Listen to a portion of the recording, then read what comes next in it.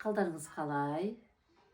Менің парақшамда өмір сүруді жеңілдетуге қатысты діннен және психологиядан алшақтамайтын қаншама маңызды ақпараттармен бөлісетін боламын. Сондықтан да каналыма тіркеліп алыңыз. Бүгін мен сіздермен бөлісетін тақырыбым қандай жағдай болмасын, басыңнан өтіп жатқан қандай жағдай болмасын, соған қуану.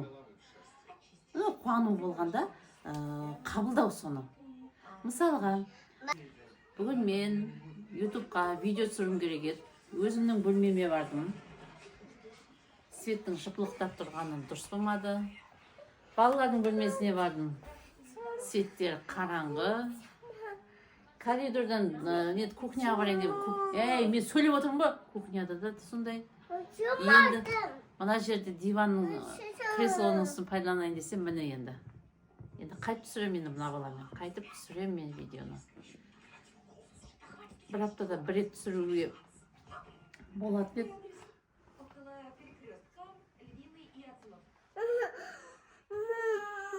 Мен видео түсіріп жатырмын ғой. Қайқа жатам? Сен ана жаққа жата ғой. Самолетке кешігіп қалдыңыз. Бұл да бір хайры. Яғни сол самолетке кешігуге сізге кешігу керек болып тұр. Яғни оны сол кешіккеніңізде сізге бір хайры бар да. Мысалға, біреулер ажырасып жатыр. Ажырасып жатқан кезінде ойбай, осы өмірдің соңы бітті, өмірімнің мағынасы бітті деп жатады. Ол жерден де хайры. Значит, бір ойланатын уақыт керек шығар мүмкін деген сияқты. Мен бұл жерден де ажырасқан дұрыс деп айтып жатқан жоқпын. Қандай жағдай басыңыздан өтіп жатыр? Яғни ол жайдан жай болып жатқан жоқ. Оны Алла Тағала сізге дәл солайынан ситуация жіберіп отыр. Яғни осы жерден бір нәрсені үйренсін, бір нәрсені алсын деп отыр да. Мысалға, тағы да не? Мен мысалы бір кездері мынандай бір жағдай болды. Пойызға бір затты, ол кезде біз Қостанайда тұратынбыз. Пойызға бір затты салып жіберу керек болдым. Мамамдар жаңағы менен бір зат сұраған, сол затты мен пойыздан салып жіберу керек болып, мен келем, вокзалға келем. Вокзалда бір таныстарды көріп қаламдағыны, жаңа кісілермен әңгімелесіп отырып, менің күткен пойызымның кетіп қалғанын бірақ білем ғой. Ойлаңызшы, сонда пойызға келіп бір зат салып жіберуге келіп отырмын, бірақ пойыздың әңгіменің арқасында пойыздың кетіп қалғанын бірақ білем. Сол кезде өзім бір жағынан ыңғайсыздандым да, қалай сонда деп келіп тұр, өзімді кінәлай бастадым да. Сосын жарайды, осы жерде де бір хайры бар шығар. Значит, осылай болу керек. Все, что случается, не случайно қояды ғой. Сол секілді осылай болу керек шығар дедім дағына. Солай қоя бердім. Сөйткен кезінде күйеуім бір жаңағы ой салды ма екен, әйтеуір бір ақша бір жерден келді ме екен, давай мамаға бір алтын алып беріп жіберейік деді. Сол кезде біз сол жаңағы алтын сататын дүкеннен алтын алып, алтынмен қосып жаңағы заттарды сөйтіп ертесіне салып жүрген жайымыз бар.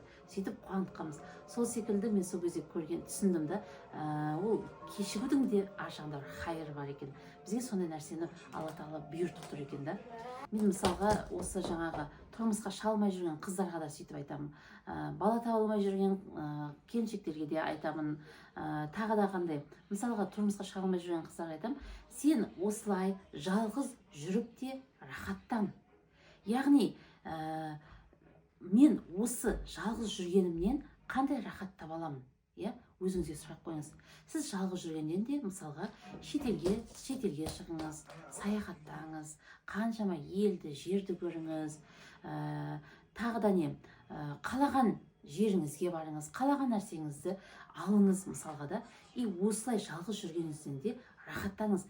Сол уже сіз қалай миыңызға мен осы жалғыз жүргеннің өзінде де рахат рахаттанайыншы деп ізденіп, осы рахаттанудың, яғни плюс іздеп бастадыңыз, и сіздің артыңыздан уже жігіттер келе бастайды да. Сізбен өмірін жаңағы бірге құрғысы келетін жігіттер пайда бола бастайды. Ал мысалға жаңағы тағы да не айттым, бала таба алмай жүрген, мысалда бала таба алмай жүрген ерлі зайыптылар бар мысалға да, и оларға да тоже қазіргі уақытта ол кісілерде бала жоқ мысалға да. И сен осы сәттен де өзіңе рахат тауып ал, осы сәттен де бір бақыт жасап ал, яғни бақыт жасап алатын болсаң, алла тағала дәл сол сұрағаныңды қиындатпай бере салуы әбден мүмкін да.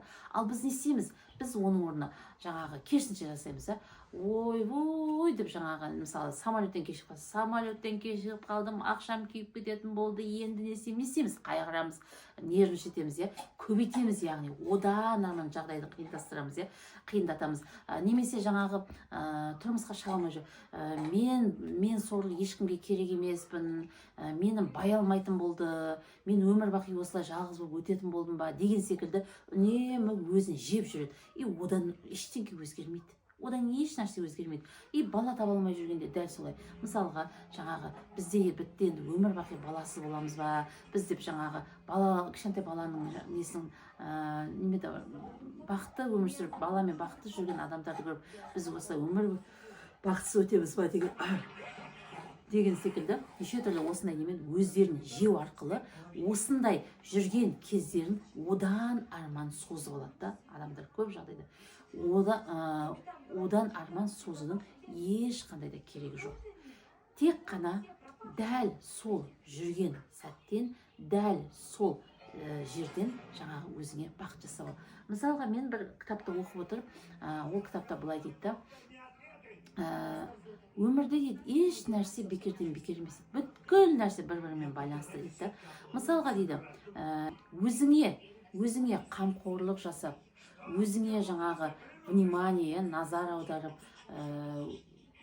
жасайтын болсаң дейді, өзіңе қамқорлық жасап, өзіңе қарайтын болсаң дейді, и сен айналаңдағы адамдарға да дәл соны жасай аласың дейді. Яғни сен сол өзің осылай жүргеннен не істеп алу керек қой? Жақсы нәрсе тауып алу керек қой? Өзімізге жағдай жасау үшін, өзімізге рахаттану үшін барлығына біз өзіміз кез келген ситуациядан плюсын тауып, өзімізге жағдай жасап алуымыз керек қой. Міне, бүгін мен сол айтайын дегенім, болмай қалатын нәрсе жоқ. Кез келген оқиғадан өзіңе пайда тауып ал деп айтар едім. Ал достар, осымен бүгінгі мен айтайын деген сабағым осымен аяқталды. Алла берсе, менің келесі сабақтарымда жүздескенше аптасына бір рет немесе 2 рет видео шығарып отырамын. Сондықтан да әрқашан да осы видеолардың соңына дейін қарап, міндетті түрде бөлісуді ұмытпаңыздар. Парақшама тіркеліп қойыңыздар.